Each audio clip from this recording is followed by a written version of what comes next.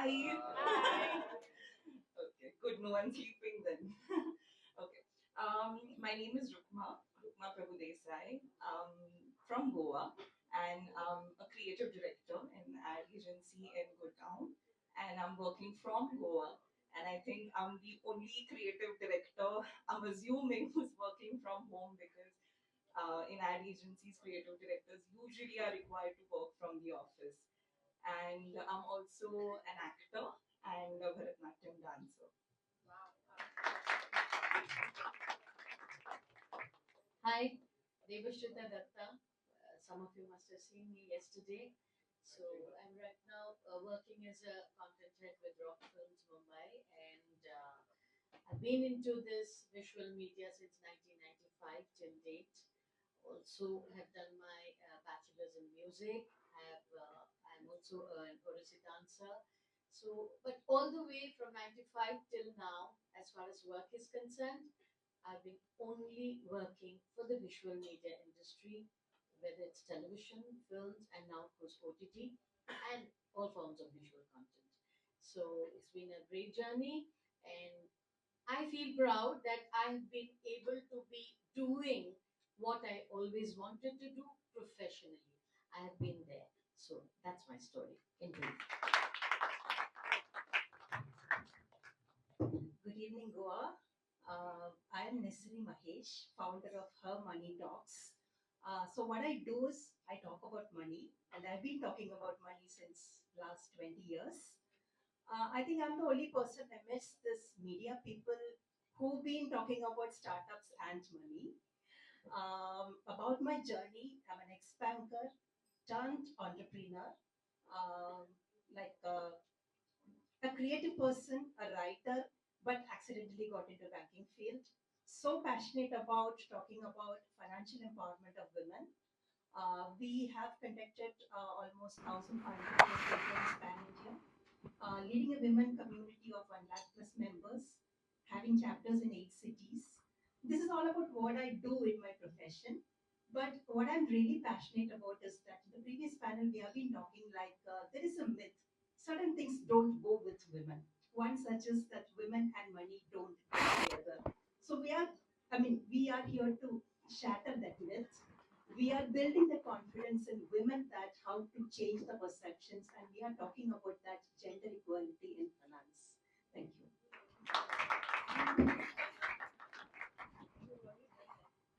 Hi, I'm Gitika Agarwal.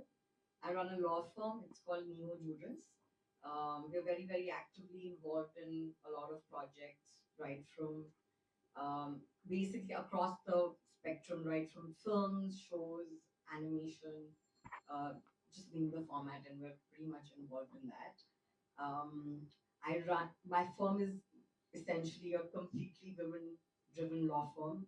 So if you're looking for lawyers, who are women, please do approach us. Um, I have also had the opportunity and luck to work on uh, the two Oscar winning films last year, RRR and The Elephant Whisperers. I produced my first film, which is called Gulmohar, and also won 3 national awards for that this year. More as we sort of, talk on the panel. Amazing. What a diverse panel. It's amazing. Advertising, creative, money, legal, actor, entrepreneur, actor, entrepreneur. Oh my God. I mean, we've got it all. The whole world is here actually. And such lovely audience, of course. So my question to Rukma first. I'm going to come this way first, and or any random. It's going to be a free flow chat and everything. So Rukma, you always wanted to be a part of advertising, and again you mentioned that you're an actor as well. So how is this transition? How did the transition happen? And what are the things that you would love to share with us in terms of because the session is called Your Story, Her Narrative. Um, as I mentioned, I'm from Goa, and I was right from my childhood into performing arts, theatre, dance. So I knew I was born for something creative. But because I'm from Goa, and Goa has only one, at that time when I was studying, Goa had only one college for advertising, and I think the landscape hasn't changed much. Goa still doesn't have too many good advertising colleges, so I decided I'll do something in Goa itself, and I ended up doing an MBA in Goa Institute of Management. And first day in my MBA college, I realized that I was at the wrong place. Um, I realized that I was not meant for it, and I realized I had made a big, big, big mistake. And then, how do I get into any creative field? Um, I decided, okay, fine, let me just finish 2 years. MBA was supposed to be a 2 year course, so I said, okay, fine, let me finish it. And at the end of the second year, I was offered a huge, high paying job by a big company. It was a corporate job. And at the same time, I had randomly applied to an ad agency because I was always passionate about creativity. And I also got an internship offer from that ad agency. So I had two options. One, go for a high paying corporate job. And everyone around me was like, wow, you got an offer from that kind of a company. Why not do that? And the second option I had was just an internship in Mumbai.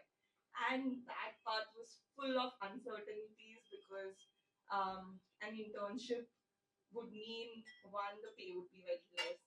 Two, at the end of the internship, at the end of the 3 months of internship, I wouldn't know if I would get the job or not. So it was quite risky. But I had to make a tough decision, and I decided no matter what, I am going to pursue, I am going to follow my dreams. And I decided, okay, let's give up the high paying job and go for a path which is full of uncertainties. And I took up the internship, and I remember that time I was paid peanuts because I think creative people during the start of their career really don't get paid much. Yeah, because it's not like MBAs, first job 12 lakhs salary. So yeah, and I think from that time, from just being an intern to being a creative director today, I've come a long way. So yeah, that's my journey. And apart from that, I'm also, as I said, right from my childhood, I've been into performing arts. So advertising also gives me enough flexibility for me to do whatever I like doing, which is dance and acting. So I'm into advertising, dance, acting, all of it. That's amazing. That's amazing. And you're owning up and you've grown up for that because usually, people say, oh, you're doing so many things. Like, why don't you just, there was a time when everybody said, like, just go with one profession or just go with one sector or something. But no, I mean, we are fluid. We are completely in terms of multifaceted and everything. So we can do whatever we want to do. They say jack of all trades, master of none. But I'd like to say you can be master of all also. Absolutely, with you there. Great, the industry. So we know, I mean, in terms of like almost the same timelines of Yes. being in the industry and everything. So tell me, how did you get into it, and how did you start, and what was the driving force? Yeah. So I began my career in this visual media, as I just mentioned, in '95, way back in '95. With Plus Channel here, you were also a part of the same company at that point of time. So when after I did my masters in films, it's been an amazing journey, as I say, because I think I have been able to do what I want to do and I like to do, and I just wanted to be there. So what happened was, after while I was doing my masters in films, I was offered a job in the Statesman because I was doing my masters from JU in Calcutta. It's a very known institute, and I got the job of a sub editor already. So I was in two minds whether I'm going to pursue my education, finish off my education, or but I always had it at the back of my mind that I want to do this. I want to do this. So I gave up that job. Obviously, I didn't say any yes to it. And my people, my folks back at home were really, really pissed off with me because none ever belonged to the media industry or the film industry in those days only, they would say. And they didn't know because it was an uncertain future. Even I didn't know. I came for Mumbai Film Festival, which you see as iffy now today here in Goa. That time it used to happen in Bombay. And I knew that I don't want to go back. So it happened. I went back. I completed my master's and I wanted to come back again. And I did. And I didn't have a job. I didn't know where I'm going to land up. So there were some connections, some friends who were already working here. There were some institutional people who are not there anymore, whom I met at that time, who had helped me to go ahead. And one of them just told me, why don't you apply in Plus Channel? Amit Khanna, people must be knowing about himself. Amit Khanna, sir. And he's a very senior person, he's a lyricist, and he's an institutional man. And he's looking for new talent in music. So I went. I got the job. I went in. I didn't know what to do. I never. So technology, like now we say, so technology was there then also. It's now, of course, it's there now more in a very advanced form. I didn't know what a camera was. I didn't know what a beta tape was. I didn't know how to log in my show. So I joined the nonfiction show as a special correspondent of the first news magazine program that had ever come up in India called Bollywood Reporter, which finally went on to become Jubilee Plus. And it was a news magazine program. So you go and shoot stories, you make your own story. So I, being from Calcutta, was not very fluent in writing in Hindi. So what I used to do, I mean, he gave us all that support, Amitji, you know that, That's Gayatri. So he was like, no, you don't need to write. I said, but how would you write in English? I have a script writer. He will write it for you. आप साथ में बैठना and just tell him what and how you want it. So my creative journey begins from there. I get to know what is a script. Of course, I have been taught in my film institute, but on the job, you learn more on the job. It is not bookish knowledge that can make you creative. You have to have it in you. And so when people and students whom I teach now come and say, I want to be a director, I want to be a director, how? Why? First, identify yourself. I can't just go and tell a director, please take, he's my student, please ask him to assist you, and please take him to assist you. What do you have in you? What more can you add to it? Only then I can refer somebody even to, as you said, to work as an intern or as an associate. You have to have that thing in you, in yourself. So from then I started, and I was just told, you have a team, there's the cameraman, there's the sound recordist. Everybody will go. Take your own team. You're the leader of your team, and you're going to have to tell them how to shoot it. Oh, okay. I was very proud. I was the leader of the team. Okay, one full unit of 6 people with all sorts of, all sorts of machines, camera, all technology, which I didn't know anything about. I was okay, fine.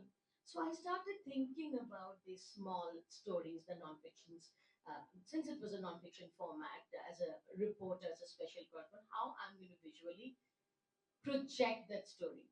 Believe me, my only confidence was after 2 stories which were telecast, when there were phone calls that came to my table to say that stories were wonderful and how well you've spoken about us. And they were with individuals. I can't name them right now, but they were just beginners as actors, as directors, as editors, many. So that's how I began. So, like sitting and logging in from the beta tape to forming your story to till date, where technology has taken you with a whole lot of advancement. Of course, it's our narrative we are giving today, in the narrative as well, in the storytelling as well. So we have learned from making a visual content to engaging our audience. So engaging our audience was what we had to really cater to. And of course, you all know from then till now, television was is only about the ratings, is only about the viewership that you get on your shows. So that was, so if anything went wrong, even the call used to come. What happened to your story? What did you do wrong? So, it was, but the kind of support I think I've been very lucky to get, I will not get any gender bias here. Because seriously, as far as I'm concerned, let me be very frank, of course, we have all faced hurdles. I've faced hurdles like when I had to edit on a night shift, and I didn't want to edit on a night shift, people used to push me. अरे उनको डालो, intern है, अभी junior है, उनको डालो, night shift हमें नहीं करना है, the seniors used to, right Gayatri? So, but we did it. So I don't know whether because it was because I was a woman and I was not a man. I don't know, but it was very male dominated that time. Also, it is still, it is still. But I had always this confidence that I will do whatever it takes. I want to be here. I want to do it. I never ever gave, and of course, I never ever gave any heed to all these nonsense, I would say, sorry. But it is also how you project yourself and how you present yourself. Maybe I've been lucky, I've been able to do it in a way where I honestly didn't face so much hurdle, but I did when finally I joined the corporate world of the visual media. And then I understood that with your appraisals every year, what goes behind it, right? Yeah, but still we are there. I've lived it up. And that was a challenging story, and it happens still now. It's not only about our media, I think it's in every profession, all profession. And even if it's not a man woman difference, there would have been competitors who would always want to target you since you perform. So my mantra is you perform, to deliver, whoever you are. You're a he, she, you are any other gender, doesn't matter. In Rock Films, way back in Mumbai, we also work with a lot of people who are transgenders. We have a makeup artistry department which is led and which have team members transgender. So I think this is completely on you, your identity, how you want to project yourself, how you want to position yourself, and that is how people take you. So my focus has always been in visual content and visual media. I wanted to be, of course, into the creative thing. I've made almost 50 plus films with Zee Bangla Cinema way back in Calcutta, and these are all feature films. They are still telecast every week, every day at night, and it's a 115-minute slot that we have to provide to. So I had to make films. I had to be, delegating projects to producers, artists, directors. Not everything went in my favor, but my focus was I will definitely favor people also if it is falling in place with my target at work. So no compromise on that. Whatever gender it is, it doesn't really matter to me. Sorry. Fantastic, fantastic. Oh, great. And yes. Um, so as Devashri mentioned, so yes, we were taken out of the edit suites, and I was meant to anchor. So Yeah. Bollywood Plus and Jubilee Plus, I've anchored close to about like 75 episodes And when at I what was hours? editing. At what hours? At what hours? Yeah. Why? Because the anchor did not come. And then it turned out that I was asked to anchor again and again, and not paid for it.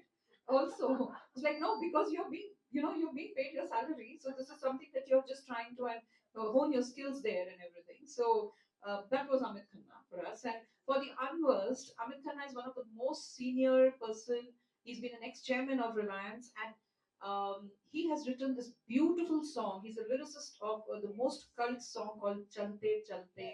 मेरे ये गीत याद रखना. That's Amit Khanna. And he trained us well. He really trained us well. So with all the possible, coming to Nisri. So money talks, right? Money talks, and money does talk in every aspect of life and everything. Money does talk. In terms of again, you've had a multiple, kind of vertical journey with you. Um, I would love to know, and I'm sure the audience would love to know in terms of you absolutely chose a profession like you said, like there's a certain myth, but what the myth also doesn't understand that the women actually run the house, right? They used to actually have the savings when it used to come during a rainy day where it was required. There used to be this chawal ka dabbas where there would be, my granny mom would actually wrap around and keep, and we're like, okay, that's where it is. But what has been your journey in terms of, and how have you? Is it been seamless for you to kind of make those changes, or what are the kind of hurdles, and why? Why as question would be. Well, I've been brought up in a background where there was certain perceptions like certain type of job is not fit for women and certain types are. One such as being in a creative field where you have to work in night shifts. So always there's a perception like a 10 to 5 job like a teacher or a government employee or a being a banker is good for women. So that's why even though I wanted to take up something in a creative field, I was told no because one another reason was that creative people are paid less. So at least in the initial years of your career, so what the perception is like you do something which is comfortable for you, or you do something which is paying you well. Whatever my aspirations was never fitting into these two. And also many times whenever we are trying to follow a passion, be it dancing or singing or writing, it's always seen as a hobby and not as a career. And those days when I was doing my studies, it was 20 years, 20, 25 years before, uh, people doesn't know what are the career opportunities that are available being in the creative field. Today, teenagers or today's youngsters, they know that there are a lot of opportunities out there. But those days, it was not available. So even though I did my post-graduation in literature, I ended up being a banker. I worked in the banking field about 9 years. But I loved the strategies. I loved numbers. I've been in the credit. It has got its own advantages as well as disadvantages. The disadvantage while I was working is banking or finance too was a very male dominated field. And being in the credit, heading the credit of a state, actually I had to sit late hours, sit even the culture was like by the 25th of the month till the 30th of the month, it will be a pressure for the targets. So all naturally the men who was working in the field, it's like they were like pushing files and we are supposed to, because I was the only woman in the credit in my office, they were never thinking, okay, you have a kid, you have to go back on time and all. It was largely the culture was driven by men, and I had a lot of disadvantages because of that, because they men, okay, they used to come to office late and they sit late, and after okay, after office hours maybe they get along with their friends over a drink. All these advantages were there where I was not having. So somehow something I was not happy in that field, so I decided to quit and go beyond behind my passion. I Googled a lot, connected with a lot of people in the internet, and I started becoming a writer. I started my career, I took a shift in my career as a writer. Started a boutique content firm advising financial institutions and the BFSI on the digital content strategy. It was 2009, it was a time when m-commerce and e-commerce was picking up. So it was a big hit. Like we could work with all the top names in the industry, like whether it is HDFC, ICICI, Tata, Reliance. We worked with everyone. Even I used to ghostwrite for the CXOs.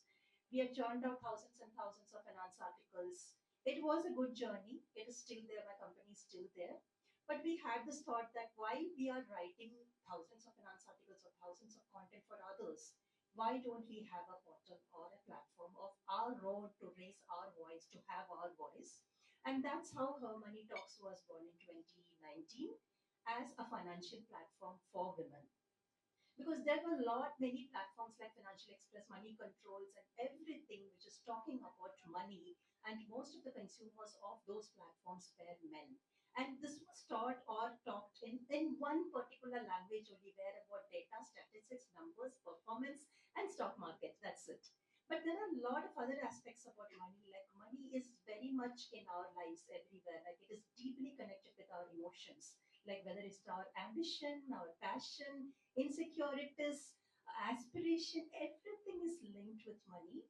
Money is a major part in relationships and families. Money is a major part of making or breaking or whatever you have. So it is more of, I would say, it's a lifestyle, it's an emotion, and it's no more, it's not numbers.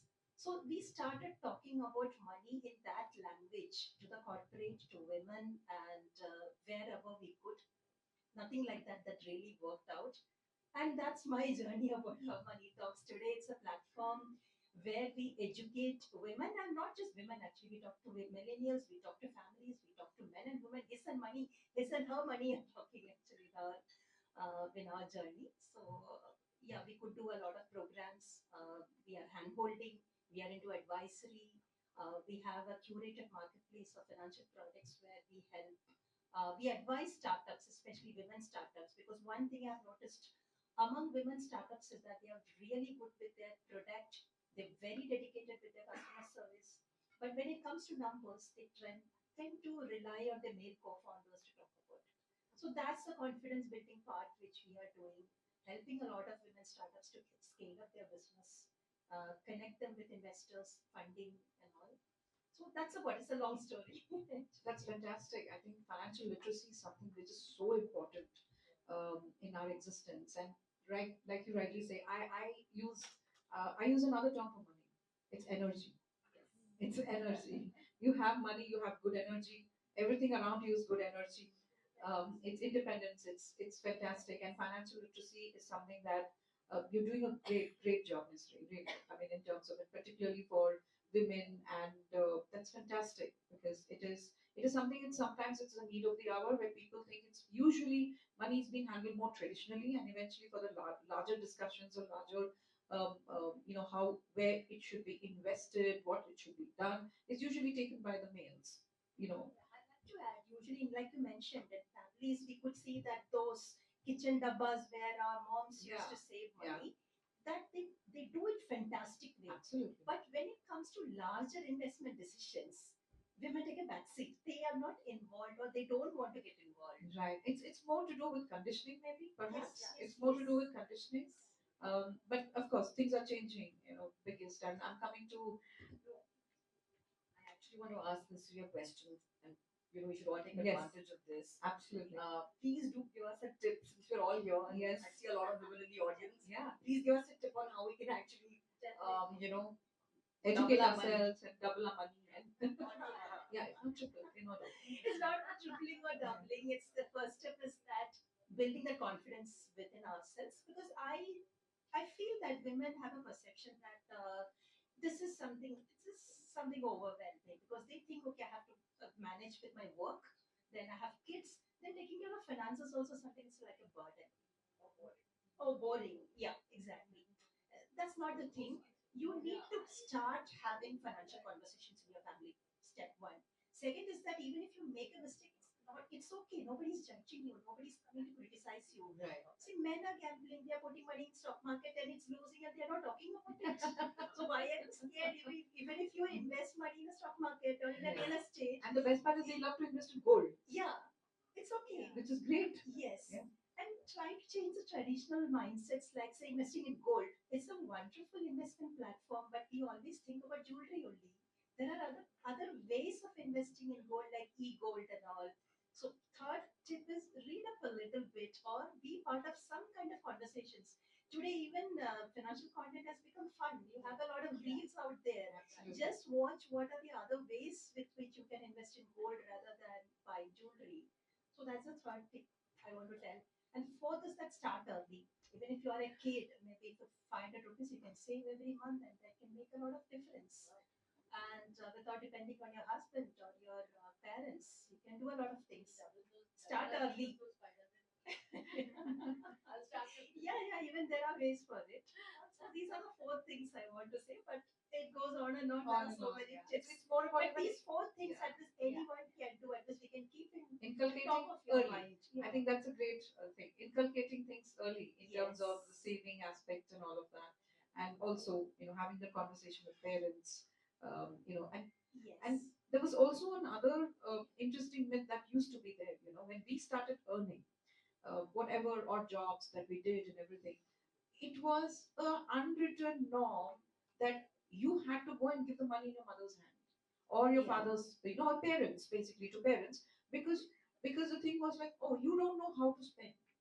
I think that a little bit must change a little bit. Even I'm surprised. There are a lot of corporate women in the metros. I was really surprised when I was taking a session in Mumbai.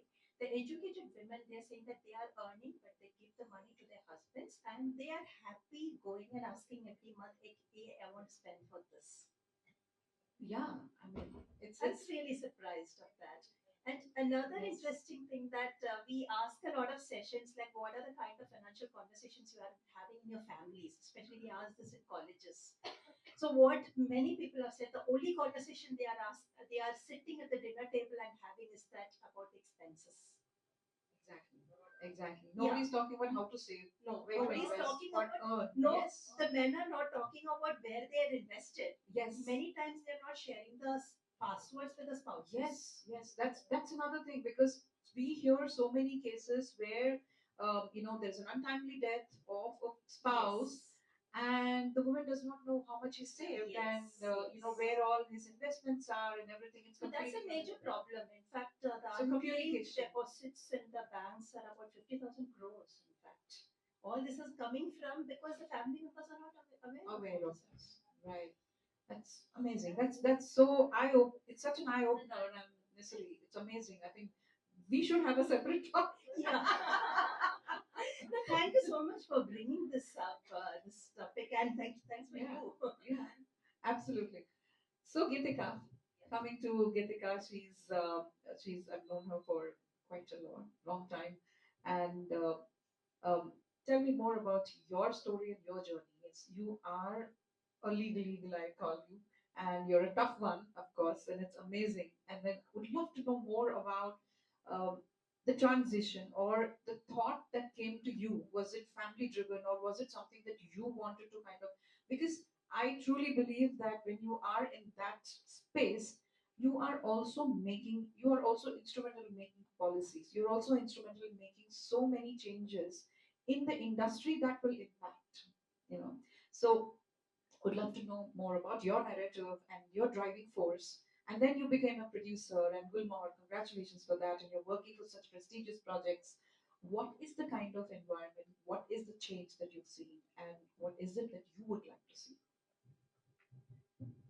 I think I've had a very balanced journey so far. I've never really, faced any sort of prejudice because of my gender. So I think I've been very lucky in that context. I thought that even some of the panelists were resonating. Um, but what I would like to say is that if you truly enjoy what you do, and if you truly know what is the value proposition that you bring to the table, and if you're able to properly express it and make other people acknowledge it, there will always be space for you and a seat for you at the table. So that's been my journey, largely speaking. I started off my journey as a private equity, capital markets lawyer, doing these diligences and these extremely dark rooms. And then one of my friends, she reached out to me saying that there's an agreement. I can't afford a lawyer. You're the only person I know. Can you please look at that agreement? And I was just like, this is an IP agreement. That's absolutely not something that I'm interested in. She's like, please, can you just figure it out? And I happened to help her out with that. And I remember that was the first time when I got the email with a little smiley. And usually mails to lawyers are very, very boring. They're extremely verbose. They get into extreme details. There was just a little thank you with a little smiley, and I was just like, wow, you're interacting with a person. Because usually I always saw that you were just dealing with somebody on the other side who just had no emotions, who had just no idea of how hard you were working for that person. Because people usually just like money. Like a lot of people are not interested in getting into extreme details. Nobody wants to interact with a lawyer. I promise you. So I talk about everything on a call other than law. I went for I must tell you this very interesting anecdote. I met this director quite recently, and he had to discuss an agreement with me. Clearly, he didn't want to discuss it. So we ended up discussing kasuri methi for 4 hours. As to how kasuri methi can elevate the flavor of many dishes. After 4 hours, I literally gave up and I told him, I said, listen, one, I don't like kasuri methi. And I know everything about kasuri methi after this particular discussion. But yeah, and it was him. He's very, very passionate about food. In fact, he's told me that he's auditioned many actors while discussing how you should make food and how they've responded to that. Happy to give away the name after. I mean, I'm not going to say that Absolutely. Absolutely. Lovely, lovely director. You must interact with him. But it was so what exactly. So the point I'm trying to make is that people usually don't want to discuss agreements. They find all possible ways of not interacting with me. Another anecdote I must tell you of the same friend who reached out to me. She had to discuss this agreement that I was looking at, and I was doing a favor. And I looked at the agreement, and I kept calling her. And after half an hour, the friend who was with her in Bombay decided to pick up the phone. And the friend said, "Listen, she doesn't want to talk to you. You just have to figure it out." And she's been hiding in the washroom. So can you please stop calling her and just figure it out? So that's largely the point I'm trying to make is that nobody wants to talk about some of these things. And so I have a great relationship. I've been lucky enough to have a great relationship with most of my clients because it's a very personal space. It's almost like a space that you share with your doctor. It's a space of trust. It's a space of it's a safe space. If I can add that. And I think I've been mighty privileged in that context, that I found a lot of friends that I can share my life with, and I can partake and share some of their trepidations and some of the exciting things that are happening are in their lives. I don't want to make this boring because I'm a lawyer and I usually charge for anything that I will say. Did you see that I asked her for a tip and she didn't get into that at all? Yeah, she will give us any tip of how we can make money. So I'm going to take a cue from my co-panelist and I will pass on the mic to Gayatri. Thank you, Gitika. Thank you. That's amazing. Of course, you charge by the hour and you charge by second, actually. Oh my God. We are so privileged to have. Give her a big hand, please. Give everyone a big hand. It's the money I'm receiving. Yes. Yeah, I think all of us should be. So coming to Jimida, Jimida, of course, you spoke a lot um, in terms of your life, in terms of like we've had that conversation. What I would like to kind of like ask, start from you and forward, is what is the one thing, basically including we are like almost there in terms of the time. What is that one thing, or what is that one message that you'd like to give out, in terms, it could be anything, it could be anything that what you can think of in terms of women or anything as such, profession, anything, what is the one message that you'd like to give, it just very strong, or maybe a certain belief that you go on. You told that you're a learner.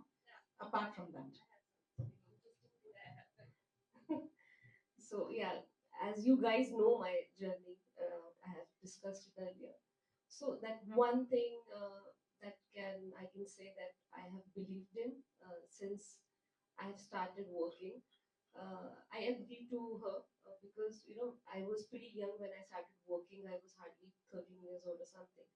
But but that financial independence gave me power for sure.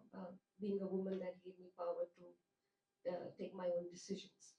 So coming to that, one thing is that I refused to accept a single chapter in my life to define my narrative. I refused. I refused with all my power, with all my voice, whatever I had. So that's what I always believe, that you should not let your one single chapter of your life to define the whole narrative of your life. You should just go start living your life and explore as much as you want and learn, because this is a huge world and there's a lot to learn. That's it. Thank you. Can we please make this session a little more happy? We've not had so many challenges. I think we've all had a pretty awesome, great life. I think. And I think it's very important, like you said, Meenakshi ji, it's so important to celebrate. You know what? You have to celebrate our wins. I think Gayatri, you were also making the same point. I think yeah. So if you have any questions, please make them very, very happy. Only focus on our happiness. pass on to Mr. But no free advice. She openly told that I was subtly telling about it. What's the message, Leslie, you'd like to give? Yeah, whether it is your life or your career or your whatever decisions you take. So I would say that the choices you take in your life, uh, whatever it is, that is, I mean, that can change your life. So it's up to you to make or break your life. So I would say instead of procrastination, instead of depending on others, have that gut feel, whatever. It can be a passion, it can be an urge to follow your passion, or it can be a decision, okay, I don't want to pursue my career here, or I don't want to do this, or I want to do that, or whatever. The decisions that you make in your life or the choices you make in your life have to play a major role changing the direction of your life. So trust your gut feel, trust your passion, and just go ahead. Don't be afraid of any judgments, criticisms. Go with the flow. Go with the flow. Yeah, take it easy. Take it easy. Take it simple. Didi. I like that name. That's been coming a long way now. So, okay, I just have only one small and happy message to give all of you is which I believe in. I till the day I leave this earth, I would be believing. You are the CEO of your own life. Please focus on what you want to do. Please focus on your passion. Very few maybe are lucky to translate your passion in your work field. I have been, as I always say, I have been and I'm lucky. So I want to do something, I do it, whether as an individual, not as a man or a woman. So I'm the CEO of my life. I'll decide what I want to do. I'll decide how it will happen. I'll decide who all will make it happen. Of course, in the real world, it's always not like that. But that's my empowerment. No, I Fantastic. can consistently keep believing in this. But I would like to become a lawyer like I who mints money every second. Guys, go for it. Rukma. um, there's a Hindi saying, right? Suno sabki karo man ki. So I like to say, just follow your dreams, no matter who says what. Thousands of people in your life will tell you thousand different things, but eventually you have to listen to yourself and follow your dreams, chase whatever you think is right, and I think that's the only way to be happy. Fantastic. Fantastic. Thank you so much. I would like just to close one remark. It's like ek nari sab pe bhari. It's as simple as so go with it. Go with it. Enjoy, celebrate, and embrace your living being that you are on earth. So ek nari sab pe bhari. Celebrate life Celebrate and life. spirit of Yes. life and everything. It's just amazing. And thank you so much. Thank you so much. Thank you so much, Nancy. Thank you so much. Thank you so much, Yuvana, for such a fantastic session that we've had and lovely stories and everything. Thank you so much. I'm not opening the for questions or anything as No, such please. because All questions answered.